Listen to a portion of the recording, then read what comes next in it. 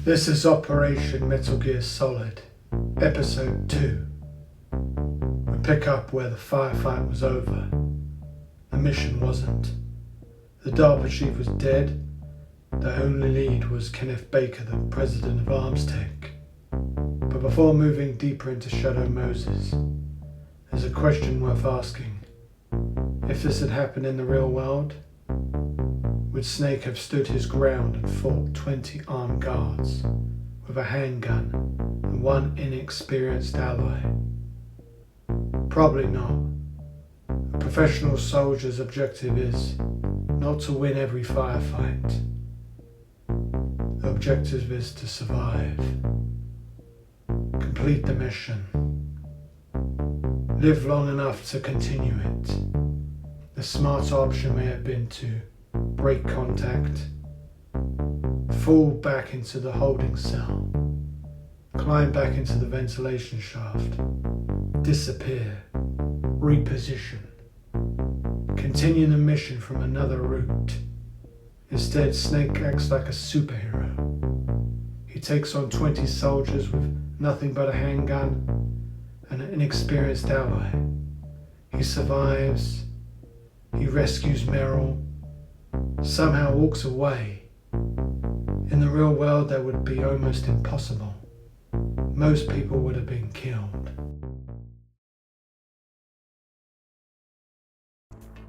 The plan was simple. Enter the room, neutralize the guard, leave before anyone knew I was there. It didn't happen like that. The guard fought back. In the struggle, he managed to trigger his radio, which meant backup was already on the way. Eventually, I got him under control, but the situation had changed. Time was now working against me. Fortunately, I found what I had been looking for, a suppressor for my SOCOM pistol. The suppressor is often associated with modern special operations, but the technology itself is far older than most people realize. The first commercially successful suppressor was invented in the United States by Hiram Percy Maxim, an American engineer and inventor. The Maxim Silencer Company began selling suppressors in 1909. This means suppressors existed before the First World War.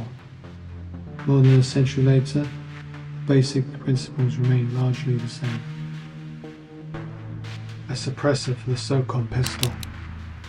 The SOCOM is one of the most recognizable weapons in Metal Gear Solid.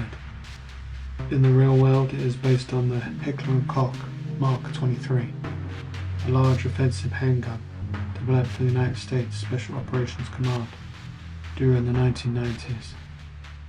It is a big pistol, heavy, reliable, accurate, and designed from the beginning to work with a suppressor. Contrary to what Hollywood often shows, suppressors do not make a firearm silent. A suppressed pistol is still loud. Anyone nearby is going to hear it. What the suppressor does is reduce the sound signature, reduce the muzzle flash, and make it harder for people to immediately identify where the shot came from. For an operator working behind enemy lines, these advantages matter. Less noise, less flash, less attention. The trade-off is size.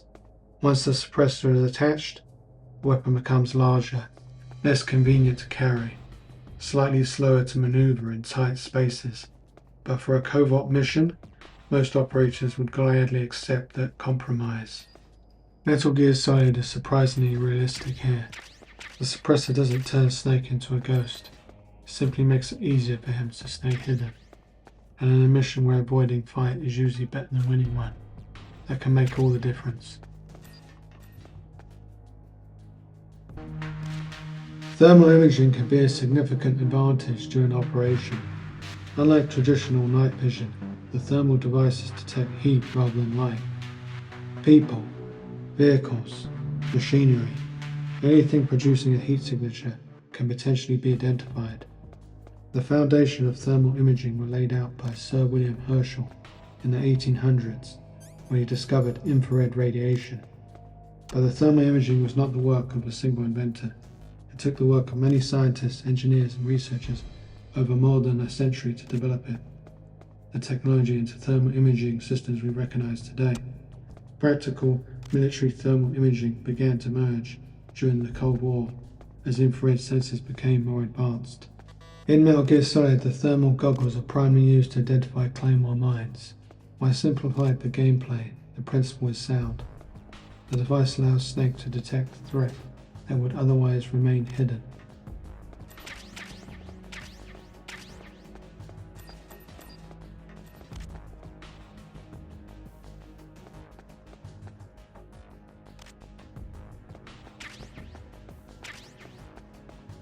C4 explosive charges also make an appearance during this section of the mission. Like thermal imaging, C4 was not the work of a single inventor. It was developed through the combined efforts of the United States military, explosive researchers during the 1950s, as part of the Composite C family of plastic explosive. Literally means composition 4, as it is the fourth iteration. The goal was to create an explosive that was stable, reliable, and easy to shape for demolition work. Unlike the films often suggest, it does not explode simply because it is dropped, struck, or set on fire. It requires a detonator.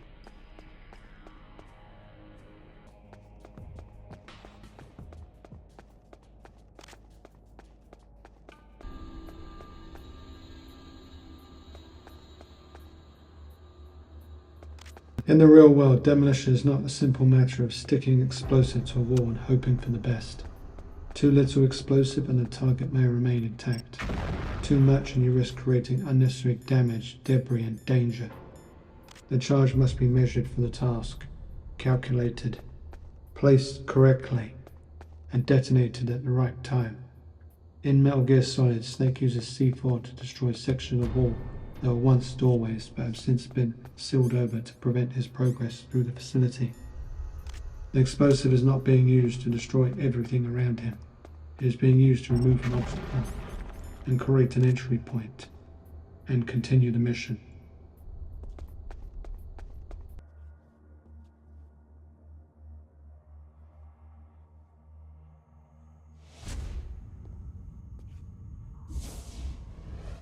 Am I too late?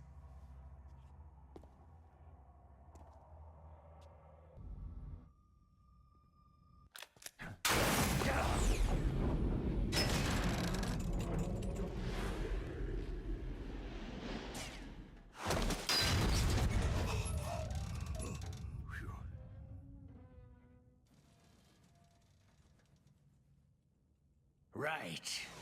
Touch that wire and the C4 will blow up along with the old man. Born Adamska in 1944, the man who would become Revolver Ocelot spent his life behind aliases, cover identities, shifting loyalties. Even his true surname remains unknown, adding to the mystery surrounding one of the most dangerous intelligence operatives in the Metal Gear saga. Codenames: Revolver Ocelot, Shalashazka. Age in Shadow Moses, 61. Height approximately 6 foot, 183 centimeters. The revolver carried by Revolver Ocelot is based on the Colt Single Action Army, often called the SAA. Traditionally chambered 45 Colt and requires the hammer to be cocked before each shot. Peacemaker. Weapon was introduced in 1873 by the Colt Patent Firearms Manufacturing Company and is commonly associated with the American frontier, lawmen, outlaws and cavalry troops. More than a century later, Ocelot is still carrying a design that traces its roots back to the Wild Wild West. Compared to modern military pistols, the single-action army is severely outmatched. It only holds 6 rounds, reloads slowly, lacks many of the features expected from modern combat weapons. By comparison, Snake's SOCOM pistol was designed for modern special operations. Equipped with a suppressor, higher ammo capacity, improved sights and faster reloading, SOCOM gives Snake significant advantage in almost every practical category. In the real-world competition, a trained operator armed with a suppressed SOCOM would almost certainly have the tactical advantage over a shooter carrying a 19th century revolver. The exception is skill. Ocelot's reputation comes from his marksmanship rather than his equipment. Throughout the series, he performs ricochet shots, deliberately bouncing rounds off hard surfaces to strike targets indirectly. Ricochets are real. Bullets can and do bounce off concrete, steel, stone, and other hard materials. What is not realistic is predicting these ricochets with the level of precision shown in the game. In reality, the angle, bullet shape, surface condition, and even small imperfections can dramatically change the bullet's path. A skilled shooter might use a ricochet as a last resort, but reliably bouncing rounds around corners exactly as Ocelot does belongs more to legend than modern firearm training. Can't you even die right? Role: Foxhound, Interrogation Specialist, Spy, Intelligence, Operative, Real-World Tactical Rating 8 out of 10. Closest real-world equivalents: Master Intelligence Officers and Double Agents rather than frontline soldiers. If Revolver also existed in the real world, he wouldn't be remembered as a gunfighter. He would be remembered as an intelligence officer. His revolver skills are impressive, but his true weapon is deception. Who the hell?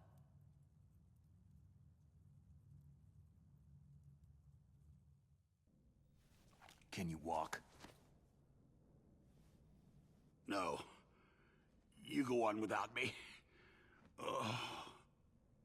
They got my password. They don't want anything else from me.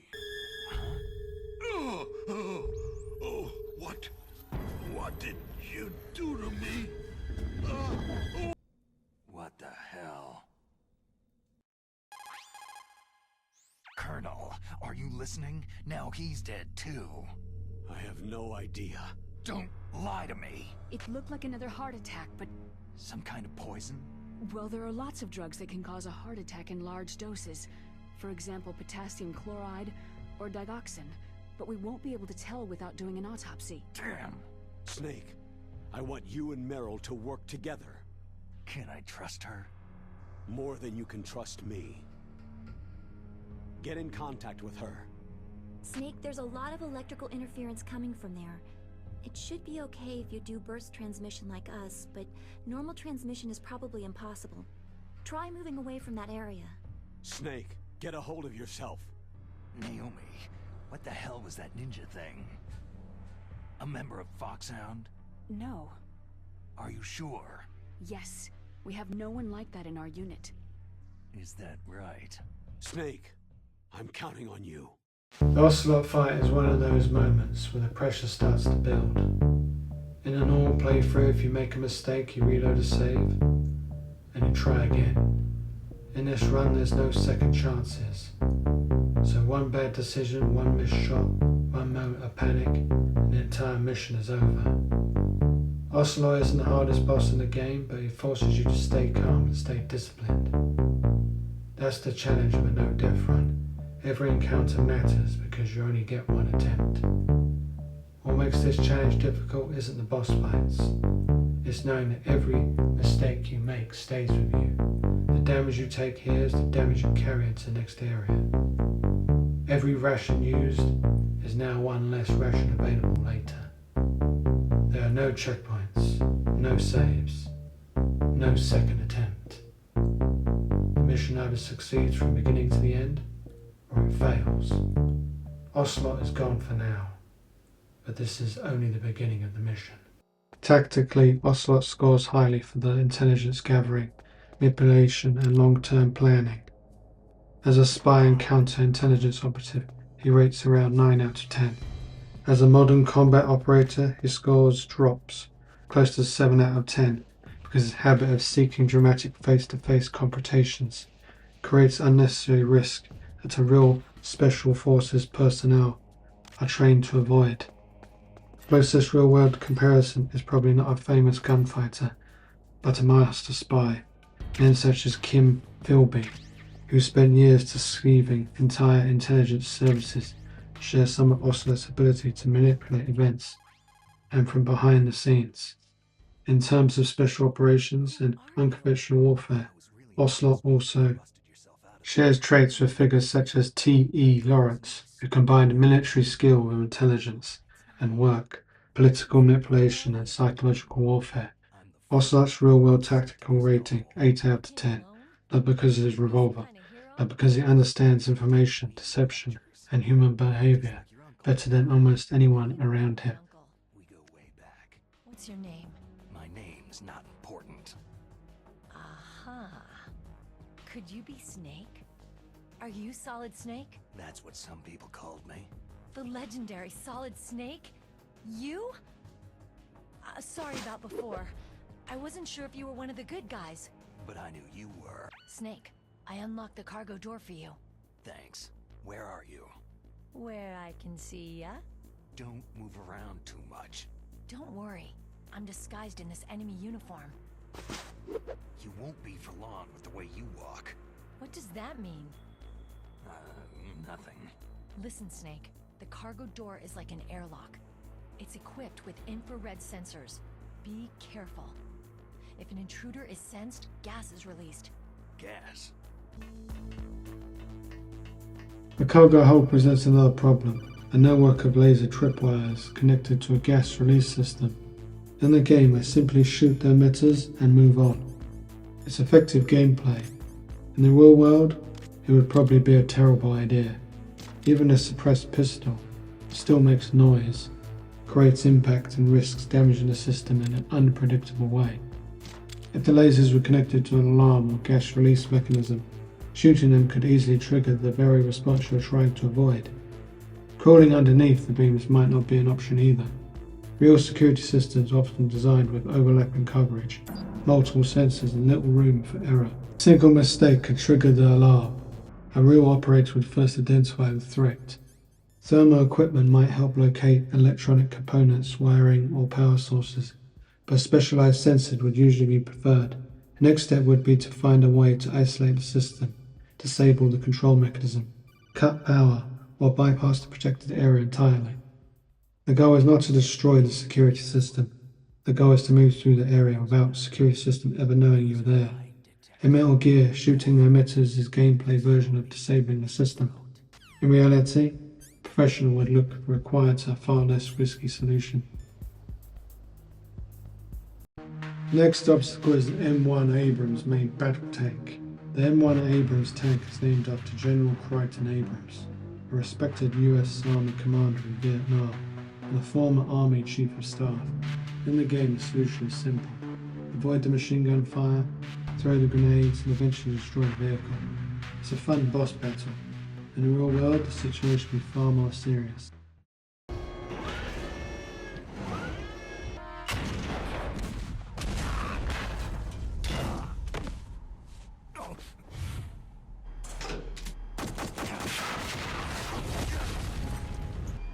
You should crawl on the ground like the snake you are.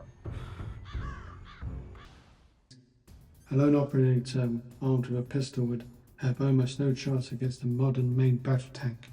The armor is designed to withstand battlefield threats far greater than small arms fire. Even approaching the vehicle would be extremely dangerous. A real operator would avoid direct confrontation whenever possible. The preferred option would be to bypass the tank, call for support, or use dedicated anti-armor weapons. If the engagement became unavoidable, the objective would be to identify vulnerabilities. Tracks, sensors, optics, communications equipment, and exposed crew members are all more realistic targets than armor itself. One question is whether placing a grenade down the barrel of a tank would be a valid tactic. In theory, yes. If an explosion detonated inside the barrel could damage the gun and obstruct it or make it unsafe to fire. The problem isn't the grenade. The problem is getting close enough to place it in there. A real tank crew would be actively scanning for threats, supported by machine guns, armor, and often nearby infantry. Approaching the vehicle without being detected would be extremely difficult. Even if the tactic worked, it would be a desperate last resort rather than a preferred method of attack. A professional operator would normally rely on dedicated anti-armor weapons, explosives, or support from friendly forces instead. In Metal Gear Solid, grenades provide a practical gameplay solution. In reality, a professional operator would rely on planning, support, specialized equipment rather than trying to fight a tank head-on. The goal is not to win a fair fight. The goal is to avoid fighting on the enemy's terms in the first place.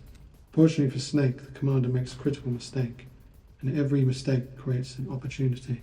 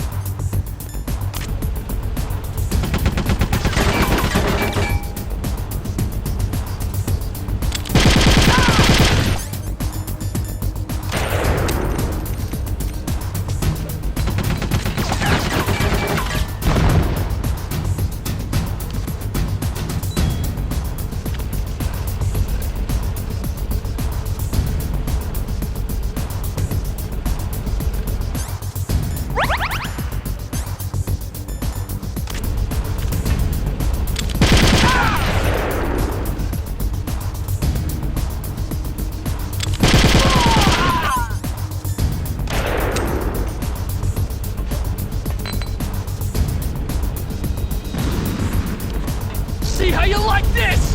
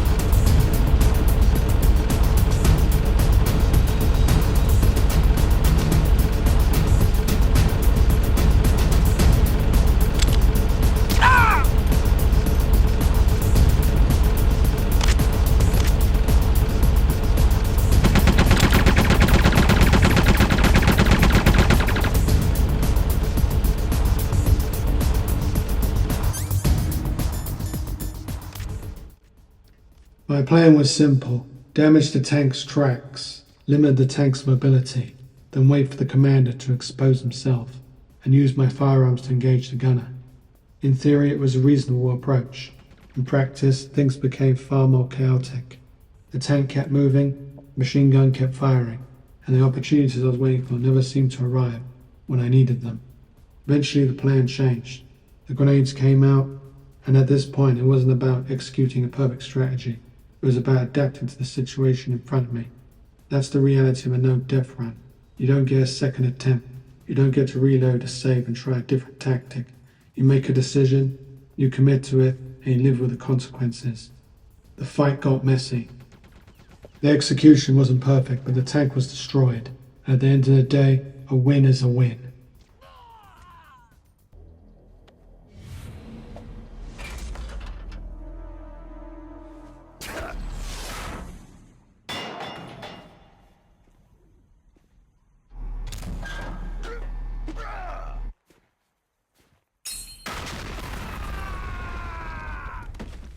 The battle is over for now, but the pressure remains, because in a normal playthrough, failure is temporary. You reload, you try again, you learn from mistake. In a one-attempt run, there is only the next decision, and the next, and the next. Knowing that one mistake, one lapse in concentration, one bad call, could bring the entire mission to an end. This isn't getting easier, and the stakes are only getting higher.